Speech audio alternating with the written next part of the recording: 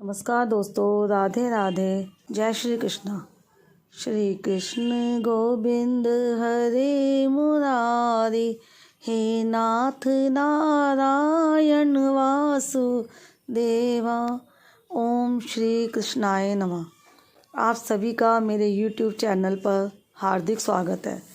भगवान श्री कृष्ण का आशीर्वाद सदा आप और आपके परिवारजनों पर बना रहे। हरे कृष्णा, राधे राधे। माघ माह महत्तम के तीसरे अध्याय में हमने महर्षि भृगु जी द्वारा विद्याधर की कुरूपता दूर करने का संवाद सुना था। साथ ही माघ स्नान की महिमा जानी थी।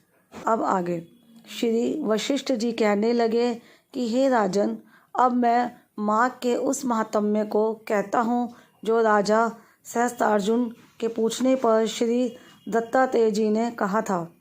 जिस समय साक्षात विष्णु के रूप श्री दत्तात्रेय जी सत्य पर्वत पर रहते थे, तब महिषपति के राजा सहस्त्रार्जुन ने उनसे पूछा कि हे योगियों में श्रेष्ठ दत्तात्रेय जी, मैंने सब धर्म सुने, अब आप कृपा करके मुझे माघ मास का महात्म्य कहिए।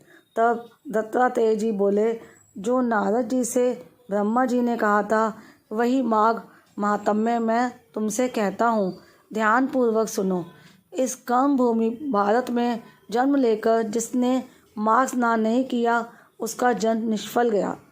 भगवान की प्रसन्नता, पापों के नाश और स्वर्ग की प्राप्ति के लिए माघ स्नान अवश्य करना चाहिए। यदि यह पुष्ट व शुद्ध शरीर माघ स्नान के बिना ही रह जाए तो इसकी रक्षा करने से क्या लाभ। मनुष्य शरीर माघ स्नान के बिना मरण समान है। विष्णु भगवान की पूजा न करने वाला ब्राह्मण, बिना दक्षिणा के श्राद्ध, ब्राह्मण रहित क्षेत्र, आचार रहित कुल, ये सब नाश के बराबर हैं। गर्व से धर्म का, क्रोध से तप का, गुरुजनों की सेवा न करने से स्त्री तथा ब्रह्मचारी, बिना जली अग्नि से हवन और बिना साक्षी के मुक्ति का नाश हो जाता है।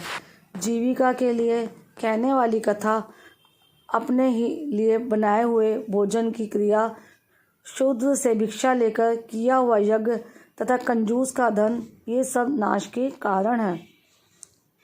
बिना अभ्यास और आलस्य वाली विद्या, असत्यवाणी, विरोध करने वाला राजा, जीविका के लिए तीर्थ यात्रा, जीविका के लिए व्रत, संदेह युक्त मंत्र का जाप, वेद न जानने वाले को दान देना, संसार में नास्तिक रहना, श्रद्धा बिना धार्मिक क्रिया, ये सब व्यर्थ है। और जिस तरह दरिद्र का जीना व्यर्थ है, उसी तरह माघ स्नान के बिना मनुष्य का जीना भी व्यर्थ है। ब्रह्मघाती, सोना चुराने वाला, मदिरा पीने वाला, गुरु पत्नीगामी और इन चारों की संगति करने वाला महापापी भी माघ स्नान से पवित्र हो जाता है। माघ माह में जल कहता है कि सूर्योदय से पहले जो मुझसे स्नान करता है, मैं उसके बड़े से बड़े पापों को नष्ट करता हूँ। महापातक भी स्नान करने से भस्म हो जाते हैं। माघ मास के स्नान का जब समय आ जाता है तो सब पाप अपने नाश के भय से कांप जाते हैं। जैसे मेघों से मुक्त होकर चंद्रमा प्रकाश करता है, वैसे ही श्रेष्ठ मनुष्य माघ मास में स्नान करके प्रकाशमान होते हैं। काया वाचा मनसा से किए हुए छोटे या बड़े, नए या पुराने, सभी पाप स्नान से नष्ट हो जाते हैं।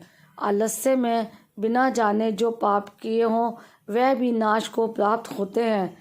जिस तरह जन्म जन्मांतर के अभ्यास से आध्यात्मिक ज्ञान की प्राप्ति होती है, उसी तरह जन्मांतर अभ्यास से ही माघ स्नान में मनुष्य की रुचि होती है। यह अपवित्रों को पवित्र करने वाला बड़ा तप है और संसार रूपी कीचड़ को धोने की पवित्र वस्तु है। हे राजन, जो मनवांछित फल देने वाला माघ स्नान नहीं करते, वह सूर्य चंद्र के समान भोगों को कैसे भोग सकते हैं। माघ माह महात्म अध्याय 4 समाप्तम।